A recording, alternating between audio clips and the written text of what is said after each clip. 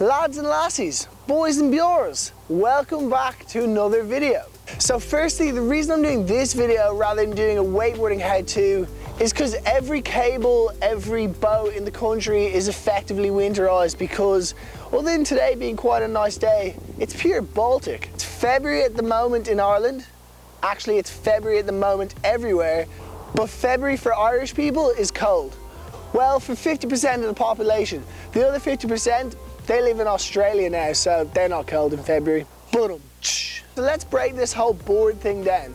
I want to talk about what size board you should have. What's the difference between a boat board and a cable board? What is rocker? What is three-stage? What is continuous rocker? Then I want to talk about like your stance on your board. So like, should you have your feet open, wide apart, blah, blah, blah, blah, blah, blah, blah. And then lastly, because I got to plug my sponsors, I'm going to talk about where you can buy these boards. So without further ado, we shall begin the informative part of this video. All right, my friends, so what size board? Do you go big or do you go small? I could go on about this for ages, and in the first take of this video, I did. Instead, I'm just going to put a chart up on the screen, screenshot that, use that as your reference point whenever you're deciding to buy a board, just so you know roughly what size. But there are three things that you should take into consideration: your weight, your height, and then the last one, which a lot of people might not consider, is are you going to grow more? So if you are going to grow, maybe get a board slightly towards the bigger end rather than the smaller end, just because you know yourself, you don't want to be buying two boards, or do you? The second thing I'd like to talk about: do you get a cable board? Do you get a boat board? Well, I mean, the honest truth is, if you're a cable rider, you get a cable board. If you're a boat rider, you get a boat board. But what is the difference? What's the difference between the two? So to begin with, a cable board, hopefully you can see this on the camera, flexes. It flexes a serious amount. So what that does is when you get on rails, it lets you press better and it's more impressive. Also, an additional thing to your average cable board is, if you see here, it's got a flat surface and also a more solid, robust, what's the word I'm looking for? Like a base. A more solid, robust base. As opposed to your boat board, right? Which actually this one is a slider base, but it's got channels, it's got fins, it's got more traction to it when you ride on the water. And actually, if you ride this and then this feels crazy. And if you ride this and then this, feels like you're on ice.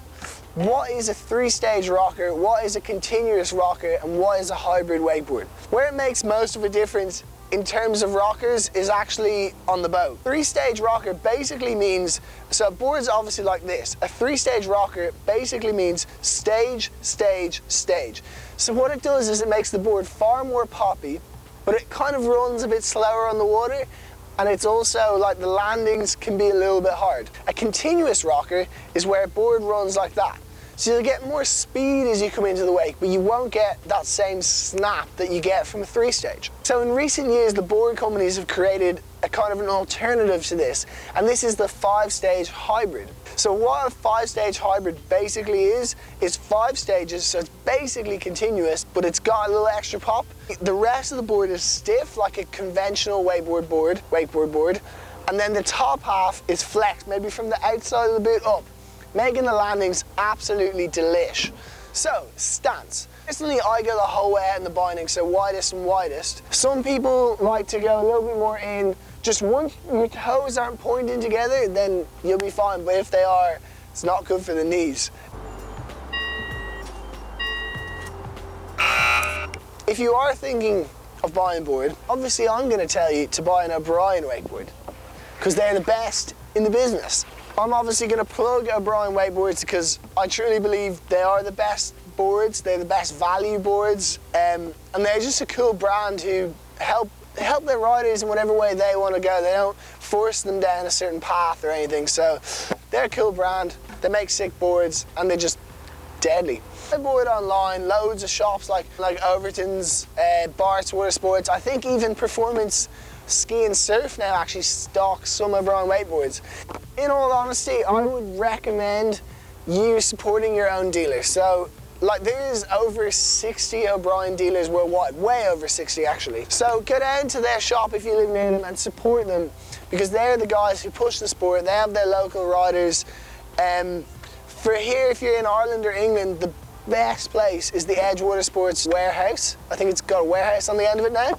Just a cool shop, family run, and just a bunch of nice people and great value wakeboards. So that's enough of me plugging all my sponsors. Seriously guys, like, just pick a board you like and go out and ride it, and that's it. Like, once you have the right size-ish, you'll grow into anything. Obviously, try not get a flex board to ride on the boat and vice versa. Guys, please, the only way I get ideas for content for these videos is by if you comment or if you message me, and I promise I won't leave you hanging more than like 2 hours if you do. So give me a comment, I'll write back. Thank you so much for watching. Subscribe for more, and yeah, just thanks again for watching.